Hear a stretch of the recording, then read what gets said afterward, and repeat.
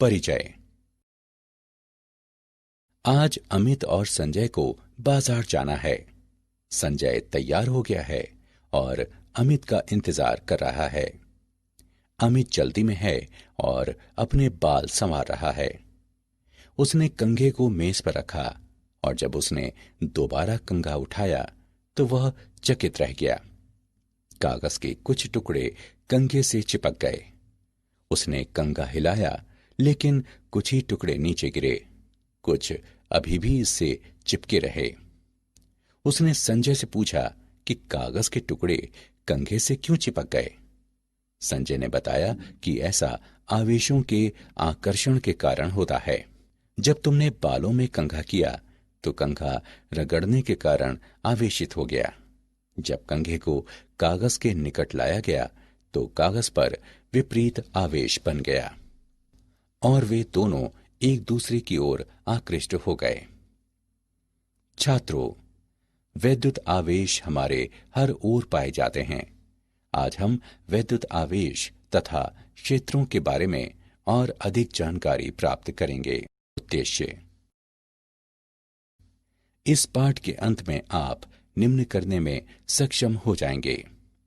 वैद्युत आवेश को परिभाषित करना, चालकों एवं विद्युत रोधियों को परिभाषित करना, प्रेरण द्वारा आवेशन के बारे में जानना, वैद्युत आवेश के मूल गुणों को समझना, कूलॉम के नियम को परिभाषित करना, बहुलावेशों के बीच बलों की गणना करना, विद्युत क्षेत्र को परिभाषित करना, विद्युत क्षेत्र रेखाएं खींचना, विद्युत फ्लक्स तथा विद्युत द्विध्रुव के बारे में जानना, एक समान बाह्य क्षेत्र में द्विध्रुव का विश्लेषण करना, संतत आवेश वितरण की गणना करना, गॉस के नियम तथा इसके अनुप्रयोगों को परिभाषित करना।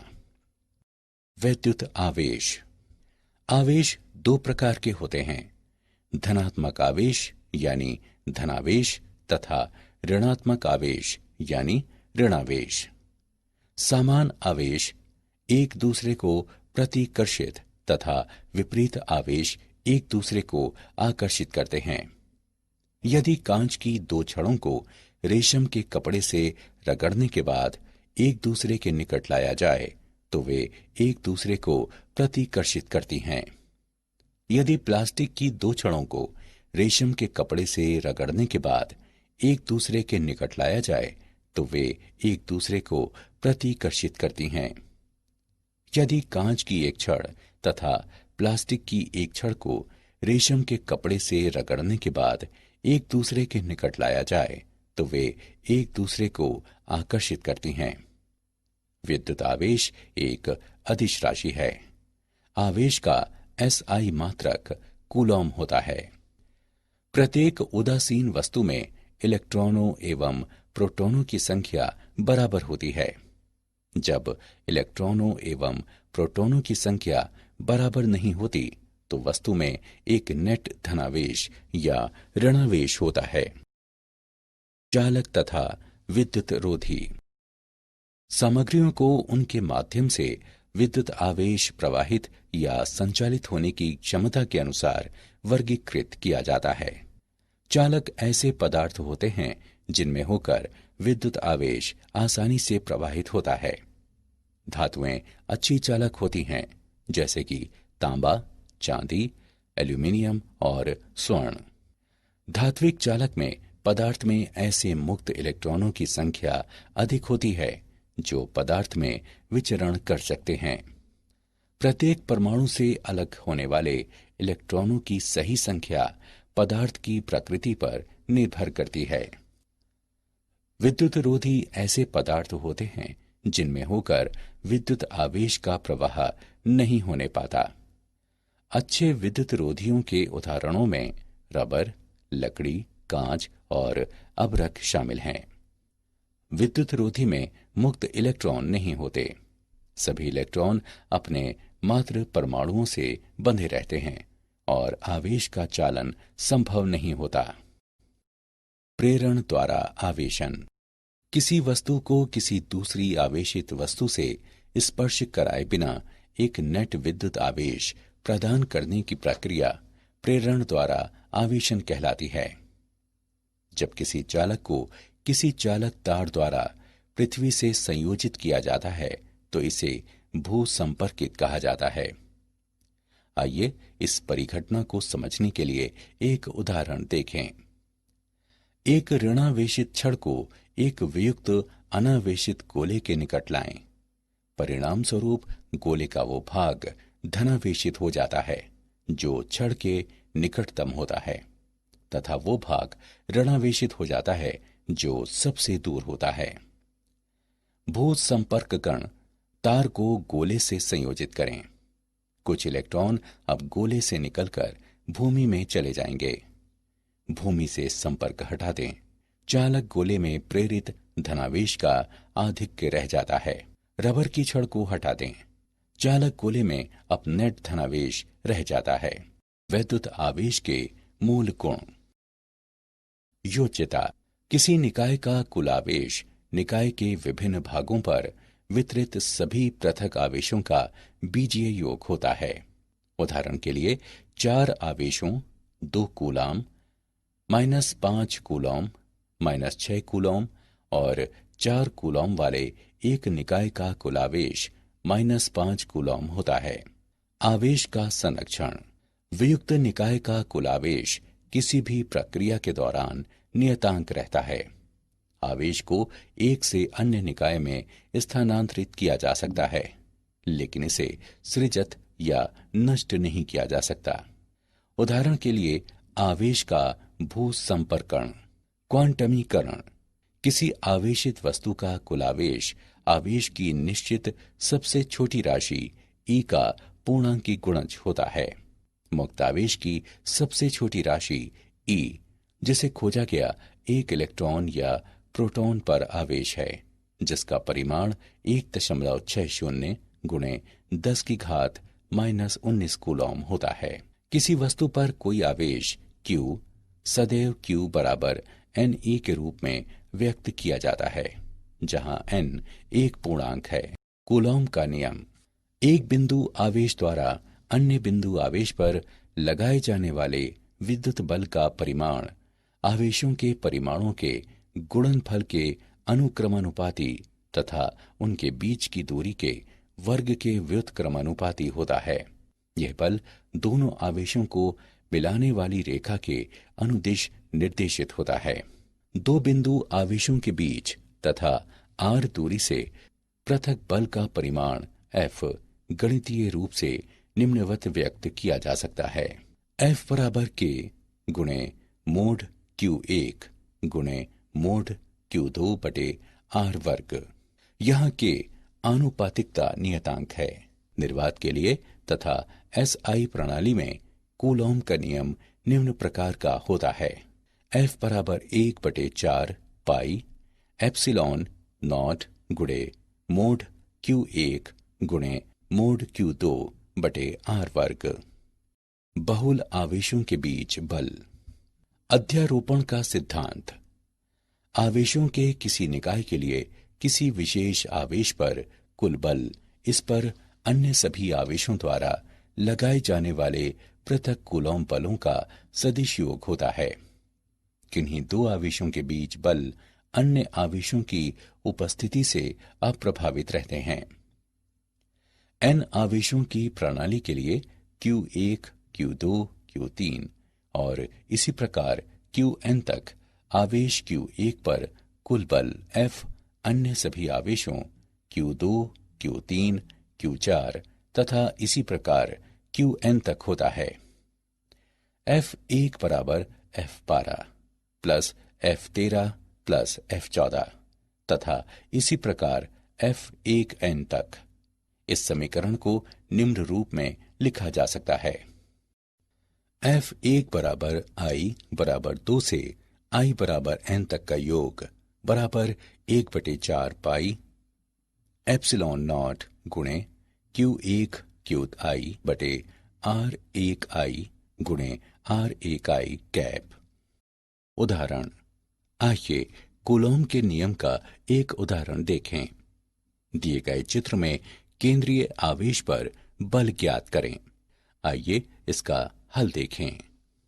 माना F1 बल का परिमाण है जिससे आवेश Q2 Q1 की ओर आकर्षित है।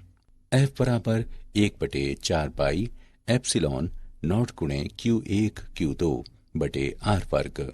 इस समीकरण में मान रखने पर हम पाते हैं कि F1 बराबर 45 गुणे 10 की घात -3 न्यूटन, जो 0.045 न्यूटन है। F2 बल का परिमाण है जिससे Q2 Q3 की ओर आकर्षित है। उपरोक्त समीकरण में मानों को रखने पर हम पाते हैं कि F2 बराबर 16.875 गुणे 10 की घात -3 न्यूटन, जो 0.0169 न्यूटन है। Q2 द्वारा अनुभव किया जाने वाला नेट बल F Q1 की ओर निर्देशित है तथा निम्न रूप में व्यक्त है। F बराबर F1 माइनस F2 बराबर 0.045 माइनस 0.0169 न्यूटन, जो 0.0281 न्यूटन के बराबर है। विद्युत क्षेत्र आवेश या आवेशों के निकाय के परितः एक दिक् स्थान होता है जिसमें अन्य आवेशित कण स्थिर वैद्युत बलों का अनुभव करते हैं। यह क्षेत्र विद्युत क्षेत्र कहलाता है। एक बिंदु पर विद्युत क्षेत्र E को उस बिंदु पर स्थित एक छोटे धनात्मक परीक्षण आवेश Q0 द्वारा अनुभव किए जाने वाले विद्युत बल F के रूप में परिभाषित किया जाता है, जो आवेश से विभाजित होता है। E बराबर F बटे Q0। विद्युत क्षेत्र E एक सदिश है जिसकी दिशा धनात्मक परीक्षण आवेश पर बल F के समान होती है। विद्युत क्षेत्र का SI मात्रक न्यूटन प्रति कूलॉम होता है। एक बिंदु पर विद्युत क्षेत्र निम्नानुसार व्यक्त है। E बराबर 1/4 पाई एप्सिलॉन नॉट गुणे Q बटे R वर्ग गुणे R कैप। बिंदु आवेशों के समूह के कारण विद्युत क्षेत्र की गणना करने पर अध्यारोपण सिद्धांत प्रयुक्त होता है। E बराबर E1 plus E2 plus E3 और इसी प्रकार En तक। इस समीकरण को निम्नानुसार लिखा जा सकता है। E बराबर योग I बराबर 1 से 1 का n बटे 4 पाई एप्सिलॉन नॉट गुणे QI बटे RPI वर्ग गुणे RPI कैप। विद्युत क्षेत्र रेखाएं। विद्युत क्षेत्र रेखाएं एक प्रकार का मानचित्र होती हैं जो दिशा प्रदान करता है तथा विविध स्थानों पर विद्युत क्षेत्र की प्रबलता को इंगित करता है। क्षेत्र रेखाएं सदैव धनावेश पर आरंभ होती हैं तथा ऋणावेश पर या एकल आवेश की स्थिति में अनंत पर समाप्त होती हैं। धनावेश से निकलने वाली या ऋणावेश तक पहुंचने वाली क्षेत्र रेखाओं की संख्या आवेश के परिमाण के समानुपाती होती है। कोई भी दो क्षेत्र रेखाएं परस्पर प्रतिच्छेद नहीं करती। क्षेत्र रेखाओं की आपेक्षिक निकटता विविध स्थानों में विद्युत क्षेत्र की आपेक्षिक प्रबलता को इंगित करती है। वैद्युत फ्लक्स। वैद्युत फ्लक्स फाई ई एक विद्युत क्षेत्र में परिकल्पित पृष्ठ के माध्यम से काटी जाने वाली विद्युत क्षेत्र रेखाओं की संख्या की माप है। एक समान विद्युत क्षेत्र ई में डुबोए गए एस क्षेत्रफल वाले समतल पृष्ठ के लिए विद्युत फ्लक्स निम्नवत परिभाषित है।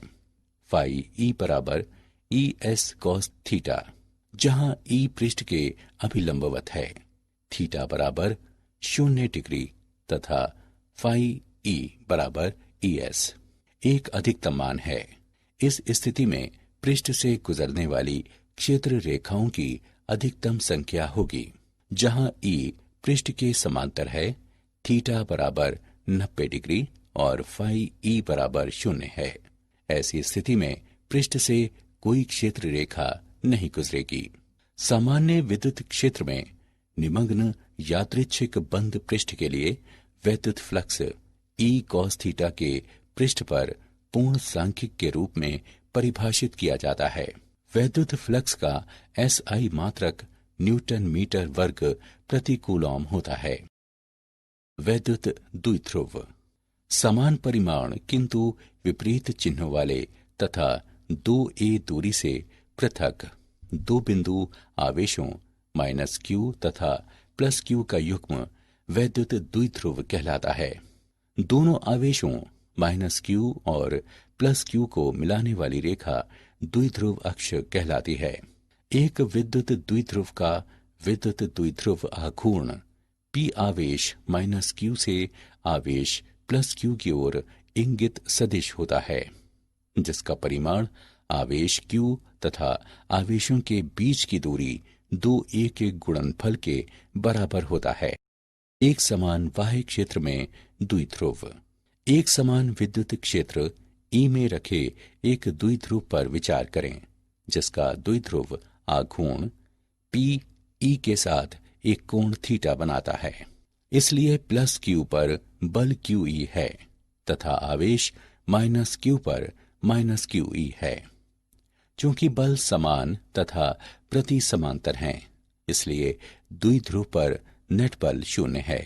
हालांकि दोनों बल QE और -QE एक युग्म बनाते हैं। बल आघूर्ण का परिमाण बराबर प्रत्येक बल का परिमाण गुणे युग्म की भुजा। इस समीकरण को निम्नवत लिखा जा सकता है: टाउ बराबर P तथा E का तिर्यक गुणनफल। संतत आवेश वितरण। आवेश वितरण के कारण बिंदु आवेश Q पर विद्युत बल आवेश वितरण को संतत मानते हुए सुविधा पूर्वक परिकलित किया जा सकता है। परिकलन प्रक्रिया।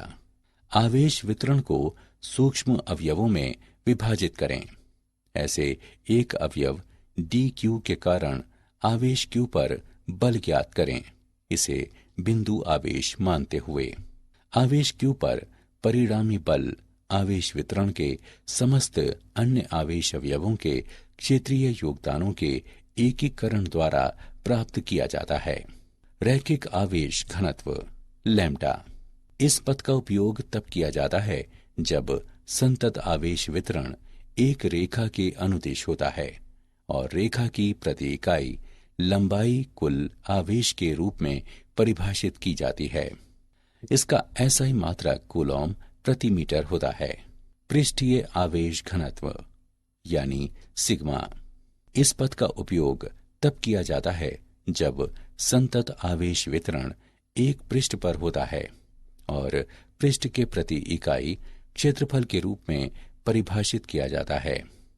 इसका SI मात्रक कूलॉम प्रति मीटर वर्ग होता है। आयतनी आवेश घनत्व रो। इस पद का उपयोग तब किया जाता है जब संतत आवेश वितरण एक त्रिविमीय प्रदेश में होता है और प्रदेश के प्रति इकाई आयतन कुल आवेश के रूप में परिभाषित किया जाता है। इसका SI मात्रक कूलॉम प्रति घन मीटर होता है। गाउस का नियम। गाउस का प्रमेय। एक गाउसियन पृष्ठ से वैद्युत flux phi E epsilon naught द्वारा विभाजित पृष्ठ मुक्त दिक् स्थान की असंवाहकता द्वारा परिबद्ध नेट आवेश Q के बराबर होता है। गाउस का प्रमेय एक बंद पृष्ठ के अंदर आवेश की गणना करने के लिए प्रयुक्त किया जाता है यदि पृष्ठ पर समस्त बिंदुओं के लिए E ज्ञात हो। गाउस के नियम के अनुप्रयोग। अनंत लंबाई के एक समान आवेशित सीधे तार के कारण विद्युत क्षेत्र। गाउसियन पृष्ठ के रूप में हम R त्रिज्या और L लंबाई का एक बेलनाकार पृष्ठ चुनते हैं जिसके अक्ष तार के अनुदिश हैं। यदि तार का रैखिक आवेश घनत्व लैम्ब्डा है तो गाउसियन पृष्ठ में आवेश L लैम्ब्डा होगा। हम जानते हैं कि फाई E बराबर E डॉट ds के बंद पृष्ठ पर समाकलन जो E तथा 2 पाई r L के गुणनफल के बराबर है। यहाँ 2 पाई r L बेलन के वक्र पृष्ठ का क्षेत्रफल है। गाउस के प्रमेय के अनुसार हम पाते हैं कि तार से अरिय दूरी r पर किसी बिंदु पर विद्युत क्षेत्र लैम्डा बटे 2 पाई r एप्सिलॉन नॉट के बराबर होता है। एक समान आवेशित अनंत समतल चादर के कारण विद्युत क्षेत्र। गाउसियन पृष्ठ के रूप में हम अनुप्रस्थ क्षेत्र a और चादर के अभिलंबवत अक्ष के साथ ऊंचाई 2r वाले एक वृत्तीय बेलन पर विचार करते हैं। यदि सिग्मा चादर का पृष्ठीय आवेश घनत्व है तो गाउसियन पृष्ठ द्वारा परिबद्ध आवेश L सिग्मा होगा। हम जानते हैं कि फाई E बराबर E डॉट ds के बंद पृष्ठ पर समाकलन जो 2a और E के गुणनफल के बराबर है। गाउस का प्रमेय के अनुसार हम पाते हैं कि तार से अरिय दूरी r पर किसी बिंदु पर विद्युत क्षेत्र सिग्मा बटे 2 एप्सिलॉन नॉट के बराबर होता है। एक समान आवेशित पतले गोलीय खोल के कारण विद्युत क्षेत्र। r त्रिज्या वाले गोले के केंद्र से r दूरी पर स्थित बिंदु पर विद्युत क्षेत्र ज्ञात करने के लिए हम r त्रिज्या वाला एक गोलीय गाउसियन पृष्ठ चुनते हैं जो आवेशित गोले के साथ संकेंद्रित है। यदि ठोस गोले में आवेश का आयतन घनत्व ρ है तो गोले में कुल आवेश निम्नानुसार होगा। Q बराबर 4/3 पाई r घन और ρ का गुणनफल। स्थिति 1। ठोस गोले के बाहर बिंदुओं के लिए r बड़ा है कैपिटल R से। ठोस गोले के केंद्र से r दूरी पर स्थित किसी बिंदु पर विद्युत क्षेत्र 1/4 पाई एप्सिलॉन नॉट गुणे Q बटे R वर्ग के बराबर होता है। स्थिति 2। ठोस गोले के अंदर बिंदुओं के लिए r मूल्यांकन।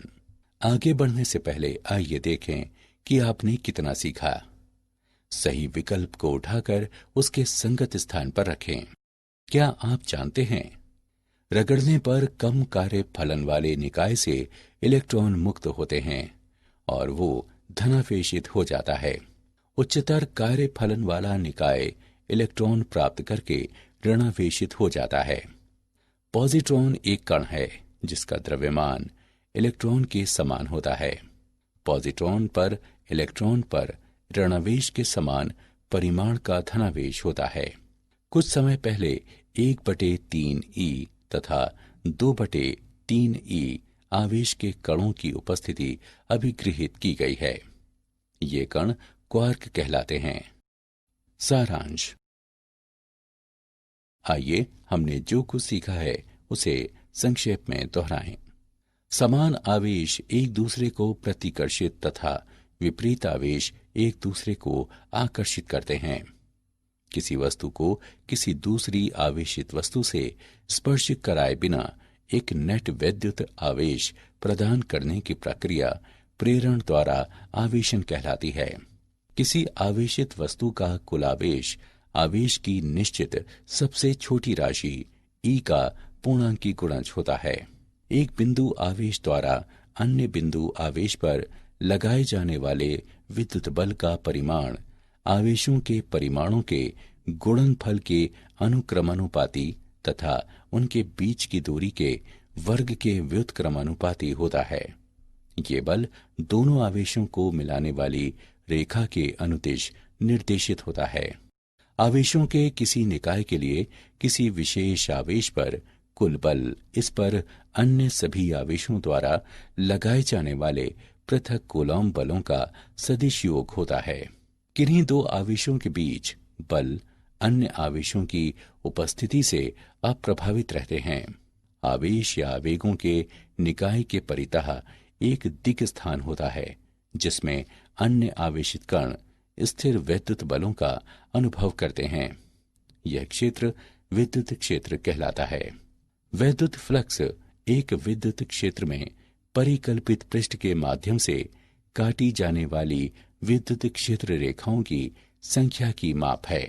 एक गाउसियन पृष्ठ से वैद्युत फ्लक्स मुक्त दिक् स्थान की विद्युतशीलता द्वारा विभाजित पृष्ठ द्वारा परिबद्ध नेट आवेश के बराबर होता है।